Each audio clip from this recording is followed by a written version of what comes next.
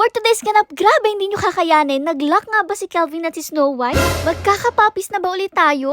Paglabas pa nga ng pack members natin, ayan be, talagang nadali agad nila yung bata, umiyak tuloy. Sinasalubong naman kasi nila pero hindi naman kaya ng bata yung salubong nila. Kasi syempre ang liit-liit pa nun. E napapansin nyo naman sobrang kagulo kasi nga po ito na lahat ng ating pack members, all 20 of them. Kung nagtataka kayo kung bakit natin sila pinagsasama-sama ngayon kasi nga po walang power sa atin buong maghapon. At pinalabas nga po sila saktong 30 minutes bago magkaroon ulit ng power. Para pagpasok nila sa mansyon, may aircon na. Kaso nga ito yung naging problema natin. Tingnan nyo talagang binababa nitong si Kelvin si Snow White. Habang dito naman, lumabas kami ni Sky para nga mapanood itong ating pack members. At talagang may pag-akit nga si Thunder. Talagang ang tuwan-tuwa ang pack members natin kapag nakikita itong si Skyler. Yun nga lang, syempre hindi pa nila pwedeng kalaruin. Pero paglaki nga nito, sigurado sila rin yung kalaro. Gaya nga nitong si Bibo, palaging kasakasali dito. Anyways, ay na nga halos sa buong video ay talagang puro babahan na naganap. At sa sobrang gulungan sa sobrang dami itong si Kuya Sermier nyo, nakaapak na ng bomba, hindi niya nakita, ayan pilay tuloy siya.